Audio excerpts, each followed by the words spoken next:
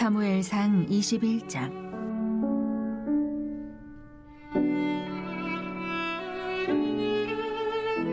다윗이 노베 가서 제사장 아히멜렉에게 이르니 아히멜렉이 떨며 다윗을 영접하여 그에게 이르되 어찌하여 내가 홀로 있고 함께하는 자가 아무도 없느냐 하니 다윗이 제사장 아히멜렉에게 이르되 왕이 내게 이를 명령하고 이르시기를 내가 너를 보내는 것과 내게 명령한 일은 아무것도 사람에게 알리지 말라 하시기로 내가 나의 소년들을 이러이러한 곳으로 오라고 말하였나이다.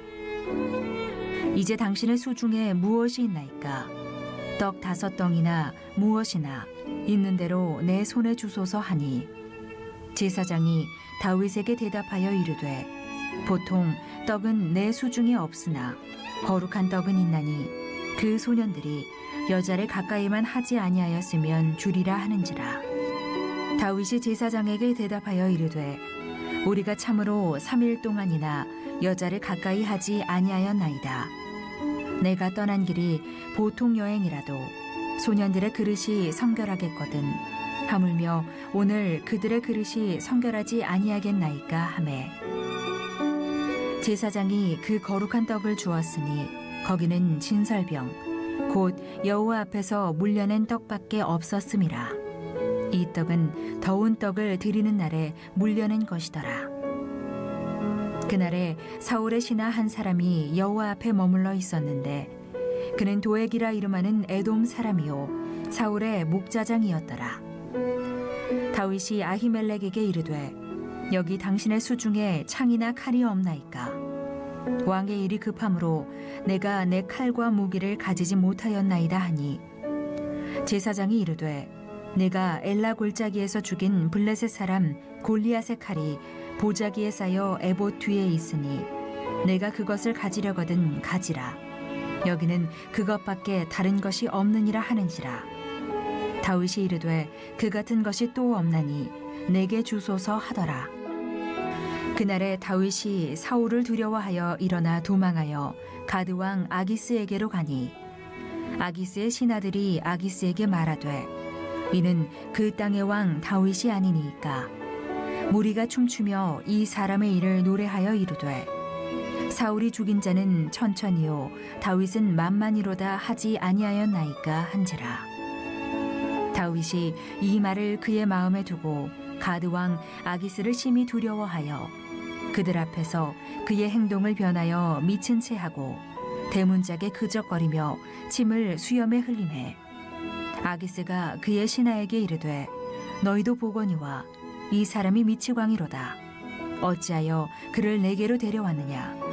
내게 미치광이가 부족하여서 너희가 이 자를 데려다가 내 앞에서 미친 짓을 하게 하느냐?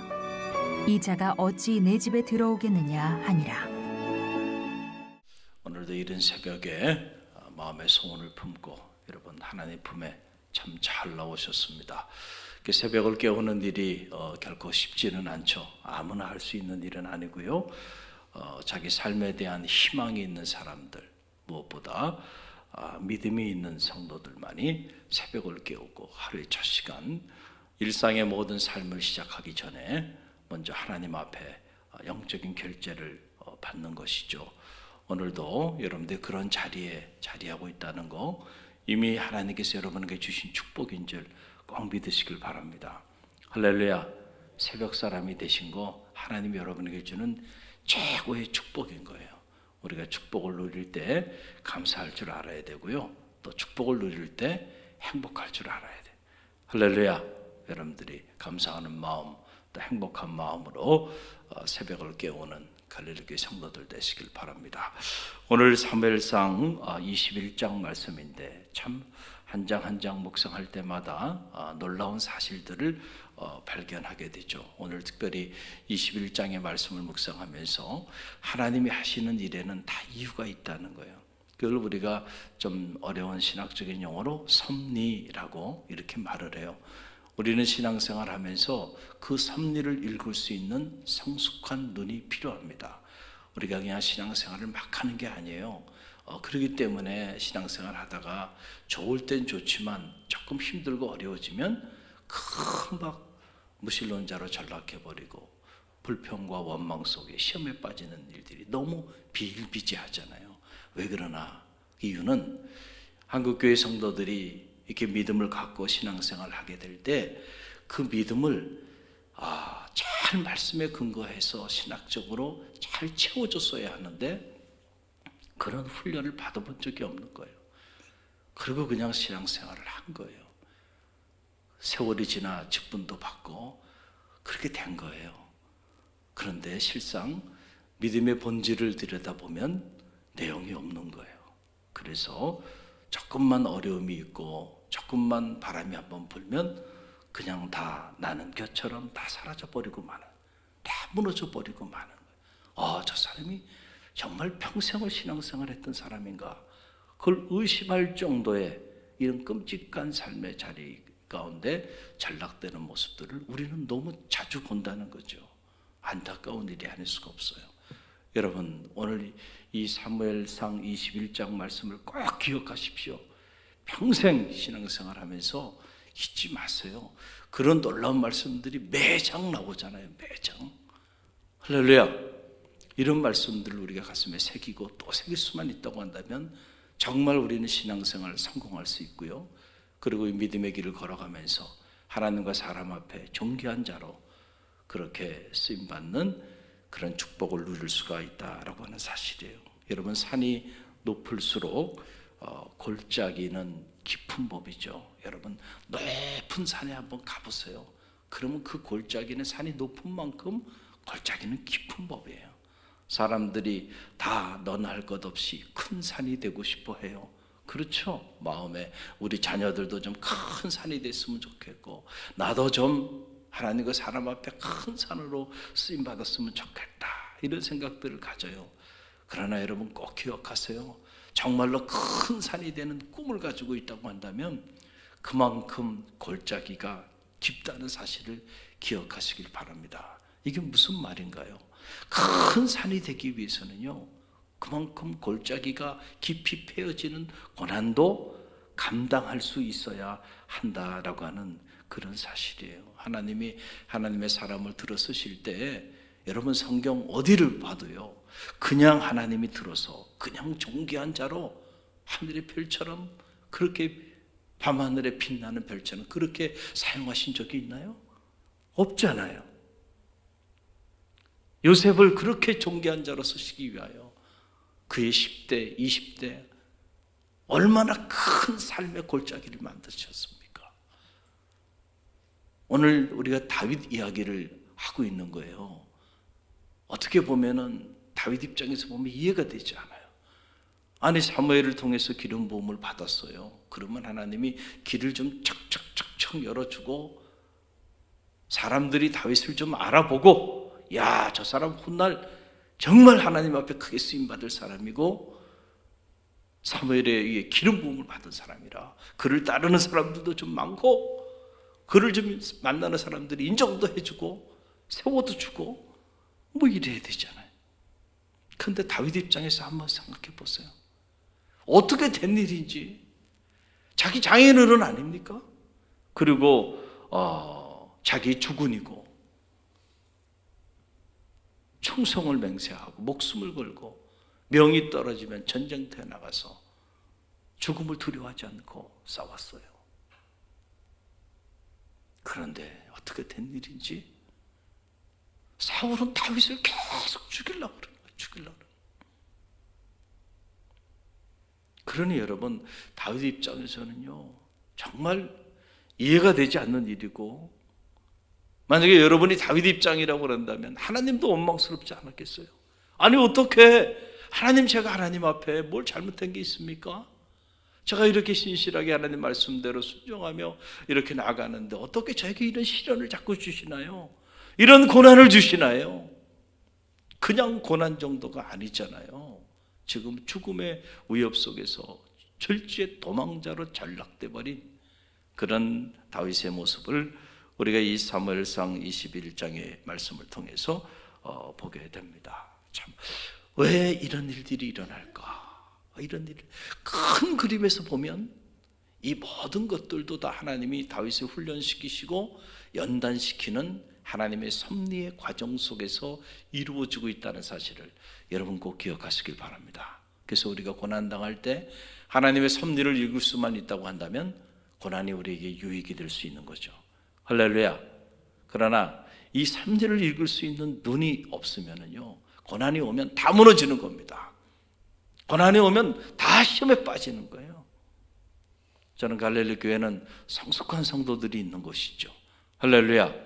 고난이 오면 고난이 올수록 점점 더 하나님의 섭리를 깨닫고 여러분의 믿음이 점점 더 견고해지는 그런 축복이 있기를 간절히 바랍니다. 할렐루야. 여러분 보세요. 오늘 다윗이요. 다윗도 참 인간이죠.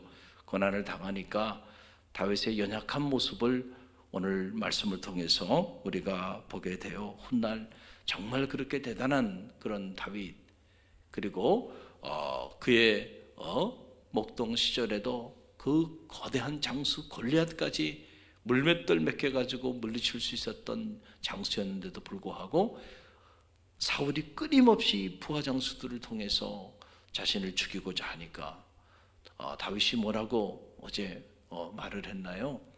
지난 장에서 다윗이 하는 말이 삶과 죽음이 한 걸음 사이다. 그러니까 늘 죽음의 위기 속에서, 공포 속에서, 두려움 속에서 다윗이 살았다는 거예요. 그래서 오늘 말씀을 보게 되니까 다윗이 노브로 도망을 하게 되는데, 노브로 도망을 가서 제사장 아히멜렉을 만나요. 그런데 아히멜렉을 만나는데 아히멜렉이 보니까 다윗이 어떻게 혼자 왔어요? 어떻게 혼자 올 수 있나? 네 부하 장수들은 어디 있는가? 그 의심을 한 거예요. 그랬더니 이 다윗이 거짓말을 합니다. 다윗도 거짓말을 했어. 살기 위해서, 두려움 때문에. 그래서 그 내용이 오늘 2절에 이렇게 나와요. 2절 함께 읽어봅니다. 다윗이 제사장 아히멜렉에게 이르되 왕이 내게 일을 명하고 이르시기를 내가 너를 보내는 것과 내게 명령한 일은 아무것도 사람에게 알리지 말라 하시기로 내가 나의 소년들을 이러이러한 곳으로 오라고 말하였나이다. 거짓말입니다. 어떻게 당신 혼자 왔냐 그랬더니 왕이 나에게 명령을 내렸는데 그 명령에 대해서 아무에게도 얘기하지 말라 그래가지고 아무에게도 얘기하지 않고 따르는 소년들을 다 다른 곳에 보내고 나만 혼자 왔다. 자, 이거 거짓말이죠. 살기 위해서. 왜냐하면 다윗이 지금 반역자가 됐어요. 그래서 도망자가 됐는데 그를 도와주는 사람은 다 똑같은 반역자가 되는 거예요. 그래서 사울이 가만히 두지 않겠다는 거죠. 그런데 이렇게 거짓말을 하게 돼요. 그래서 이 일 때문에, 다윗의 이 거짓말 때문에 제사장만 85명이 죽임을 당하게 되고요.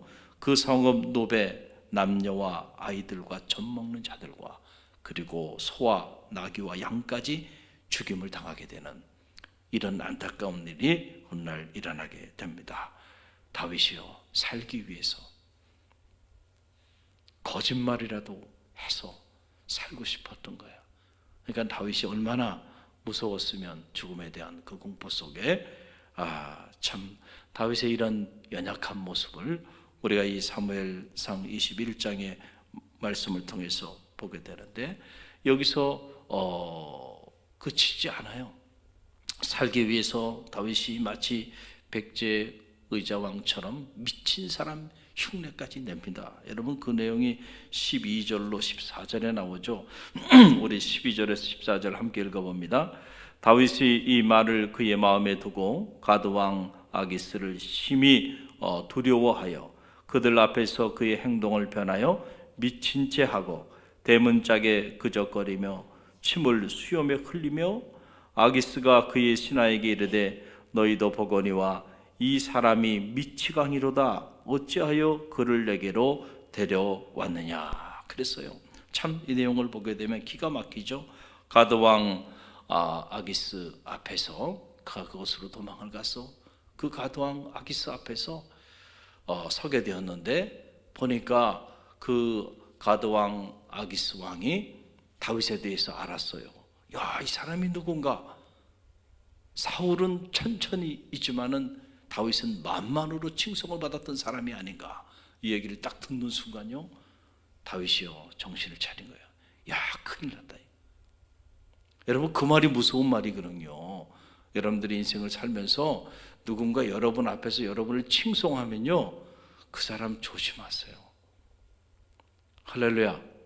앞에서 누군가 여러분을 다 이렇게 인정하고 띄우는 것 같으면요, 조심해야 돼. 조심해야 돼. 자기를 드러내면 안 돼. 자, 여기 보세요.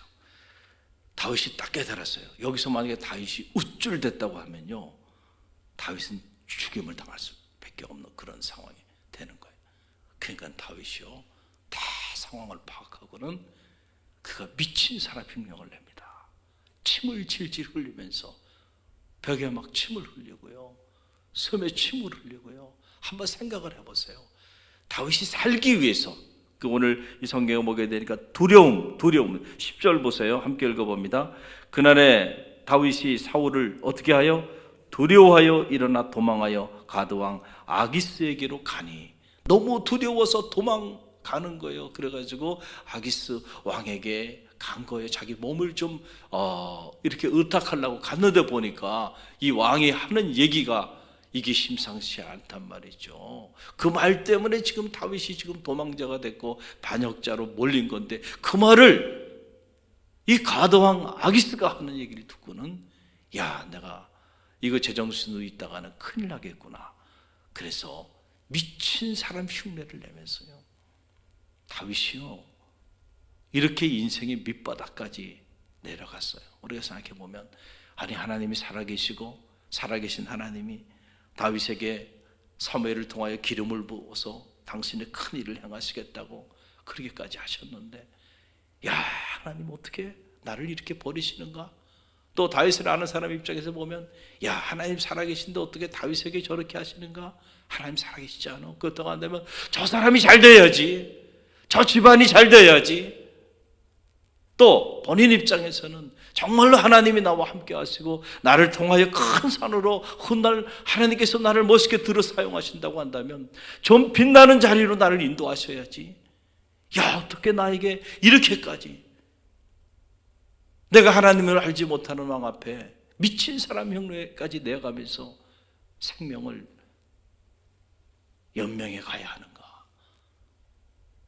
참 다윗의 입장에서 보면은요, 얼마나 절망스러웠겠어요.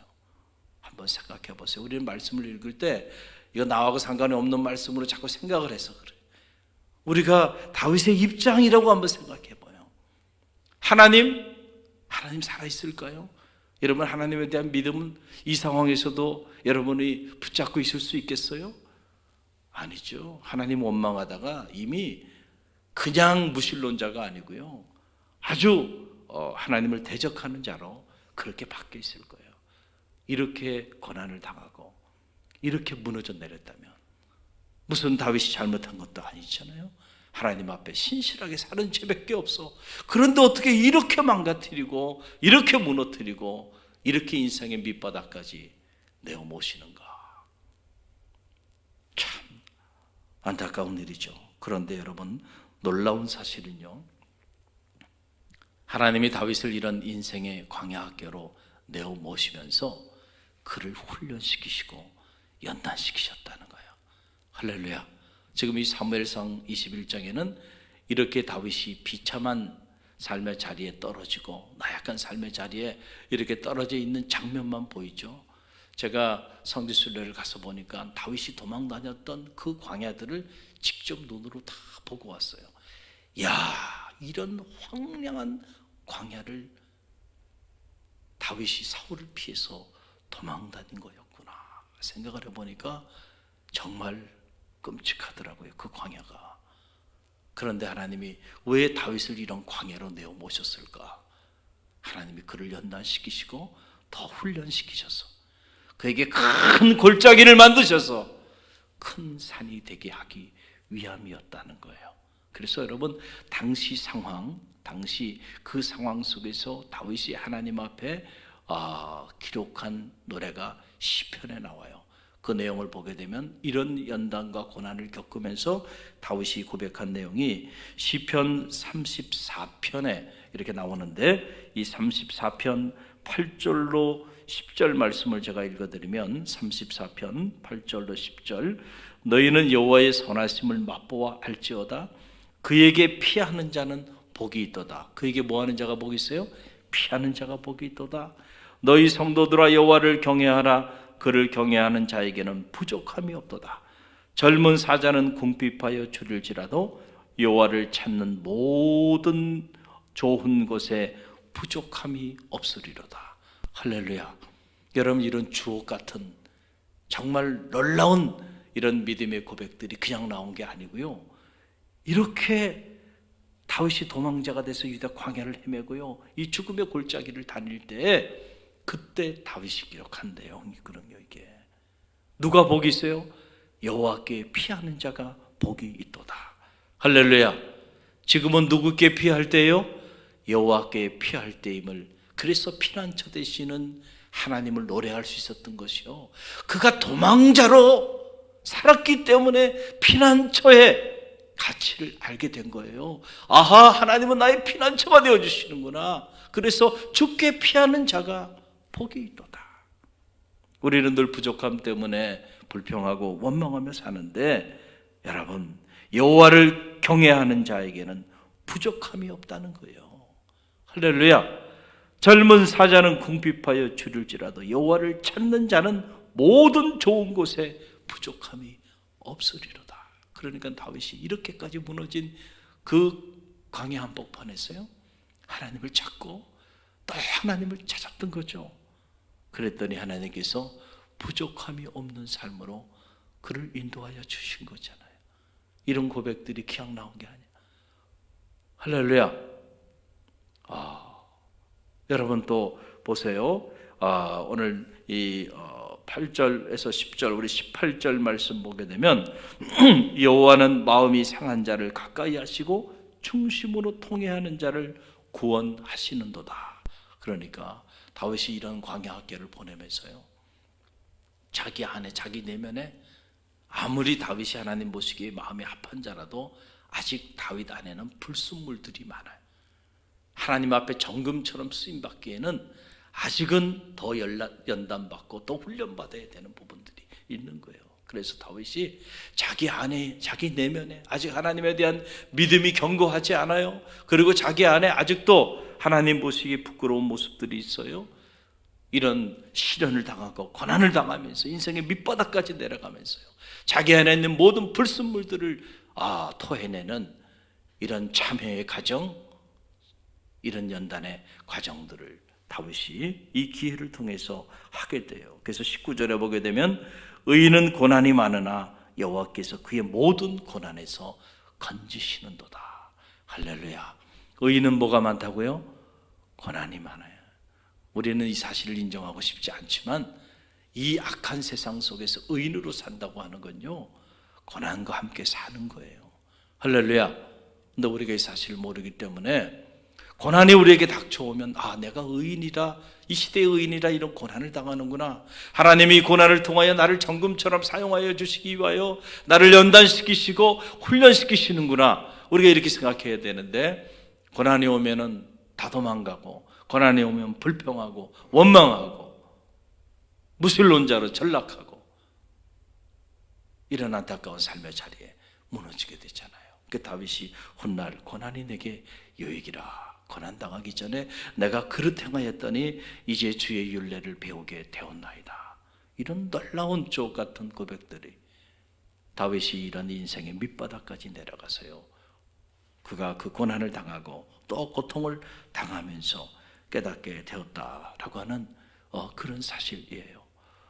오직 그가 나의 가는 길을 아시나니 그가 나를 연단하신 후에는 내가 정금같이 나오리라. 할렐루야. 저는 바라기는 여러분이 하나님 앞에 큰 산으로 쓰임받기를 간절히 바랍니다. 아멘이 별로 없네요. 고난을 얘기하고 큰 산이 되라 그러니까 다 도망가시네. 또 큰 산으로 쓰임받길 바랍니다. 여러분의 가문이 여러분의 자녀들이 정말 큰 산으로 쓰임받게 되기를 간절히 바랍니다. 그렇다고 한다면요, 여러분의 자녀들도요, 너무 원상 속에서 키우려고 하지 마세요. 때로는 비바람도 맞아야죠.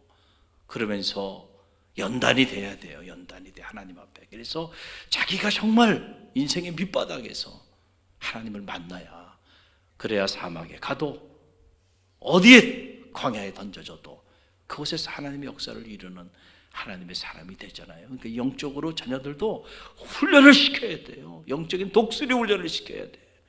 너무 품에 품어가지고 안 돼. 하나님과 사람 앞에 큰 인물로 쓰임받기 어려워요. 그래서 때로는 좀 풀어놔야 돼. 하나님이 알아서 하시리라. 할렐루야. 그래서 하나님 앞에 연단도 받고 훈련도 받고요, 인생의 밑바닥까지도 좀 내려가 보고요, 이렇게 고난을 겪어야 돼. 그래야 정말 명품이 되는 거고요, 진품이 되는 거고요. 그래서 여러분, 이 노래도 요즘 그 트로트가 대세잖아요. 저도 가만히 이렇게 보니까 그 트로트 노래하는 사람들도 이렇게 보게 되면 참 너무 곱게 자란 사람들은요, 소리가 안 나와. 참 가슴을 울리는 소리가 안 나와. 근데 보면 참 어렵게 힘들게, 이번에도 그 미스터 트롯 한 임영웅이라는 그 친구들 이렇게 보니까 참 살아온 세월들이 헐어머니 모시고 어려운 시간들을 보냈더라고요. 그러니까 그 소리에 한이 담겨 있잖아요. 그러니까 똑같은 노래를 불러도요, 이렇게 사람들의 마음을 움직이는 힘이 거기서 나오잖아요. 그게 어디서 나오나? 그냥 곱게 자랐다고 한다면요, 누가 그 소리를 듣고 여러분 마음을 쏟겠어요? 아니라니까. 할렐루야. 오늘 다윗의 모습을 통해서 배웁니다. 인간적으로는 이해가 되지 않는 거예요. 하나님의 사람, 훗날 정말 이렇게 정금처럼 하나님이 쓰실 만한 이런 귀한 인물인데 어떻게 이런 다윗 같은 사람이 도망자가 되고 반역자가 되고, 그리고 아기스 왕 앞에서 미친 사람 흉내낼 정도로 인생의 그 밑바닥까지 비참한 삶의 자리까지 내어 모시는가? 하나님 살아계시면 어떻게 이럴 수 있는가? 우리가 인간적으로는 그렇게 생각할 수 있지만 그러나 아니에요. 그런 다윗을 인생의 밑바닥까지 내리시고 유대의 광야에서 그 죽음의 골짜기를 헤매면서 그가 그 고난의 시간들을 통해서요, 훗날 보면요, 다윗이 정말로 하나님을 만난 거예요. 할렐루야. 그리고 하나님만 만난 게 아니고요, 우리가 이제 앞으로 쭉 묵상하게 될 텐데 보면 다윗이 이렇게 쫓겨서 도망자가 돼서 그렇게 고난을 당하면서요, 그때 진짜 다윗이 자기 사람들을 만나게 해주십니다. 여러분, 우리가 일이 잘 되어갈 때는요, 사람들이 막 몰려들어요. 평소에 연락도 안 하는 사람들이 아는 척하고요. 그러나 그 사람들이요, 진짜 아니에요. 내가 정말 고난을 당해보고 어려움을 한번 당해보면 그때 보면 알아요. 그러면 다 도망갑니다. 내 곁을 다 떠나고요, 평소에 알고 지내던 사람도 내가 누구인지 모른다고 얘기하고요, 곁을 다 떠나갑니다. 그 사람들은 진짜가 아니죠. 진짜 친구들이 아니에요. 정말 고난을 당해보면 그때도 끝까지 함께하는 사람이 그게 진짜인 거죠. 할렐루야. 할렐루야. 다윗이요, 이렇게 아무것도 없이 도망자가 되고 반역자가 됐어요. 누가 다윗과 함께하고 싶어 합니까? 정말로 다윗을 사랑하고 정말로 다윗을 위하는 사람이 아니면 다윗과 함께할 수 없죠. 그래서 이 고난을 당하는 사이에 다윗 곁에 그동안 있었던 사람들 다 도망가게 하고요, 그리고 진짜 다윗 사람들을 만나게 해주세요. 그래서 훗날 진정한 의미의 통일 왕국 시대의 문을 여는데, 이 고난의 시절을 통해서 만났던 사람들을 통해서 통일 왕국 시대의 문을 여는 명실공히 위대한 하나님의 사람으로 쓰임받게 되는 거예요. 그게 하나님의 그림입니다.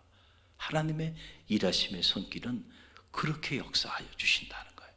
할렐루야. 그래서 여러분, 범사에 감사하라. 이는 예수 그리스도 안에서 너희를 향한 하나님의 뜻이라. 이해가 되지 않지만 어떻게 범사에 감사해요. 좋은 일이 있고 기쁜 일이 있을 땐 감사하지만 우리 삶이 무너지고 가정이 무너지고 내 삶이 이렇게 비참하게 내려가는데 어떻게 감사해요. 그러나 하나님의 섭리를 읽을 수 있으면 그때도 감사할 수 있다는 사실을 꼭 기억하시기를 간절히 바랍니다. 그래서 우리 갈릴리 교회 성도들은 짝퉁이 아니고요, 진품 신앙인들이 되세요. 할렐루야. 특별히 이 코로나 사태로 인해서 우리가 어려움을 겪지만은 그러나 이것조차도 하나님의 섭리가 있음을 꼭 기억하시길 바랍니다. 오히려 이 사태를 만나면서 여러분의 믿음이 더 견고해지시기를 간절히 바랍니다. 가짜는 이 코로나 사태 때문에 무너져요. 사회적 거리두기를 하라 그랬지 언제 하나님과 거리두기를 하라 그랬나요? 다 무너져 내려요. 진짜는요, 이 고난을 통해서 더 빛나는 보석으로 만들어지는 거예요. 할렐루야. 갈릴리 교회 그리고 갈릴리 교회 성도들은 짝퉁이 아니고요, 진품 신앙인들이 되시길 바랍니다. 그래서 오히려 고난 속에 더 빛나고 질 같은 어두운 밤에 더 빛나는 믿음의 별들이 되시기를 주님의 이름으로 간절히 축원드립니다. 우리 함께 기도하며 나갑니다.